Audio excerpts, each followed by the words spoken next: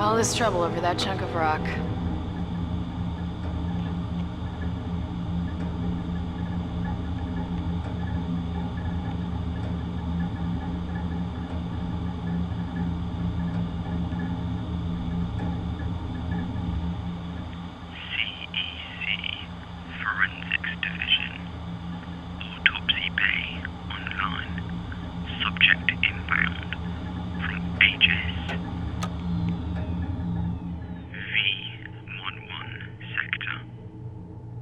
Most horror games die once.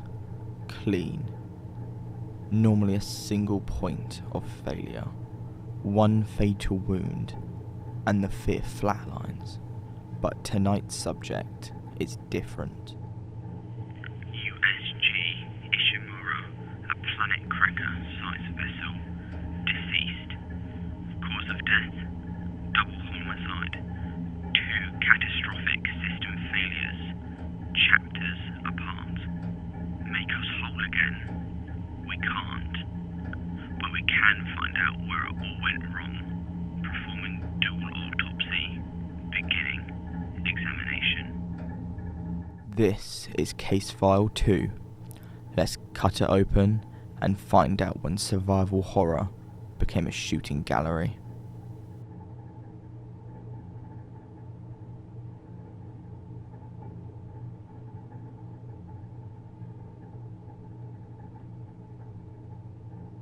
Deadspace opens perfect. You're Isaac Clarke, an engineer, not a soldier.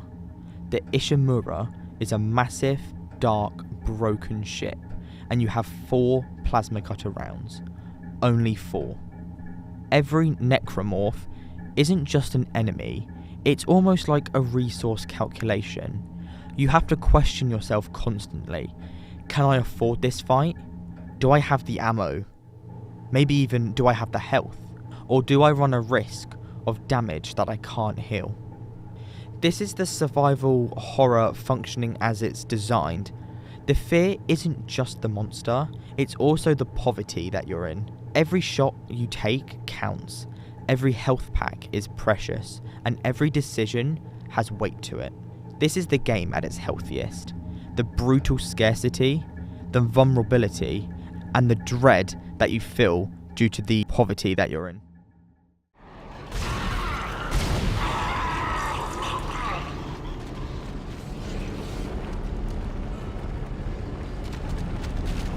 The first few chapters show the perfect ecosystem of Deadspace.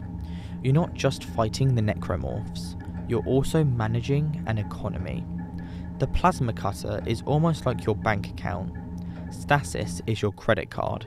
You have limited charges, so you have to use it wisely. Every encounter forces calculation. Fight or flee. Save or spend. The Ishimura isn't just scary because it's dark. It's also scary because you can't afford to clear it. The resource scarcity creates inventory anxiety. This inventory anxiety creates the strategic paralysis, and this creates the terror due to overwhelming the player and distracting them on the real fear of the Necromorphs. You're broke on a ship full of things that want you dead. The game's forced poverty is the engine, and you're just a small gear in the machine. But then something shifts. Well, actually, 2 things shift. Deadspace doesn't die from just 1 wound. This is a double homicide. First death, environmental familiarity. Chapter 5. The game does something fatal. It makes you backtrack. You walk through medical again, then flight deck, then engineering. The same corridors, the same room, the same vent that Necromorphs crawl out of. The first time through medical, I thought it was quite scary. Every corner could hide something, every shadow felt like it moves, and every vent is a definite threat. The second time, it's still tense, but you remember the hallway, you're careful. But the third time, You're almost like, oh, this room again. The fear is decaying through repetition. That jump scare in the elevator, did it get you? Because it got me the first time. It made me flinch the second time, but by the third time, I was honestly just checking my phone whilst it plays out. The alien became familiar, the unknown just became routine. The Ishimura stopped becoming a nightmare and became almost your office. You know the layout, you know the spawn points, you know the door won't open until you clear the ambush. You've memorized the ship's geometry.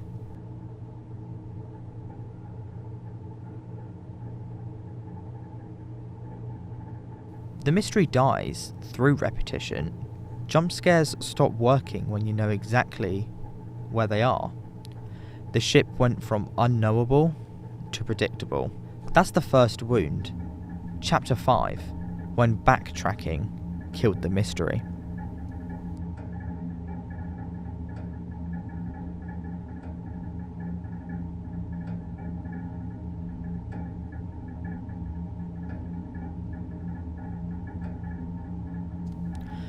But here's the thing, environmental familiarity alone isn't fatal. Plenty of horror games make you backtrack. Resident Evil does it consistently. You walk through the police station 5, 6, maybe even 7 times, but it stays terrifying because you're still vulnerable. You're still broke. Silent Hill gives you health drinks like candy. Your inventory overflows with healing items. But it stays terrifying because the world remains unknowable. The fog hides everything. The logic defines prediction. Deadspace couldn't survive either wound alone, but it decided to give you both. The second death, the fatal one. It's economic. Chapter 7, Into the Void. Look at the inventory. Plasma cutter, 200 rounds. Pulse rifle, 150. Line gun, 45. Health, it's maxed out. Stasis, full. And credits, thousands left with nothing to buy. You're not broke anymore. You're rich. And it's the wealth that killed the fear. 3 necromorphs charge. Chapter 2 Isaac would have panicked. Calculated, counted shots, maybe even considered running. But Chapter 7 Isaac, you don't even slow down. You don't calculate anything. You don't check your ammo afterwards. You just shoot, casually, like it's nothing. Because it is nothing. You can afford to waste ammunition. You're just walking past ammo drops because your inventory is literally full. Inventory full. Those 2 words are the death certificate. The game didn't change. The necromorphs are still the same. The Ishimura is still a bloodbath. But you're no longer Isaac Clarke, the desperate engineer. You're the apex predator, the thing the necromorphs should be running from. That's the second death. Chapter 7, Economic Inflation. So, we have 2 causes of death. Let's review the pathology. First wound, environmental familiarity. Chapter 5. The Ishimura became your commute. Backtracking killed the mystery. You learnt the map, learnt the spawns, and you also learnt the patterns. The necromorph became almost domesticated. Every time you backtrack, the game becomes less scary and it doesn't really feel like a threat anymore. It just becomes just a regular hallway. It's almost like the unknown became a routine to the player. Second wound, economic inflation. Chapter 7. 4 rounds became 200, scarcity became surplus, and the strategy just became brute force. You stopped surviving and started to thrive. The poverty that created terror was replaced by wealth that created boredom. I would say that Deadspace remains a masterpiece still. A landmark in survival horror. The art design, the sound design, the zero gravity sections, the UI integrated into Isaac's suit, it's all brilliant. The strategic dismemberment as a core mechanic, it was also revolutionary, but the game also does too many things to make the fear die. and this game made 2 fatal design decisions. It taught you the map through the backtracking, and it gave you too much ammunition to spend in it. The Ishimura is still a nightmare on paper. The Necromorphs are still grotesque and still horrifying in concept. The body horror, the audio design, and the atmosphere are still there. In my opinion, I'd actually say that survival horror has almost a expiration date built into the design. The moment you stop surviving and start thriving, the moment you stop exploring the unknown and start commuting through the familiar, I'd say that's almost like when the terror dies. Now, Deadspace taught us that horror needs mystery or poverty. If you lose one of these, the game might survive. But if you lose both, the game just falls flat on its face. The Ishimura is silent. The examination is complete. The evidence is archived. Case file closed. Thanks for joining me in the morgue. If you want to see more content, please like and subscribe. See you next time.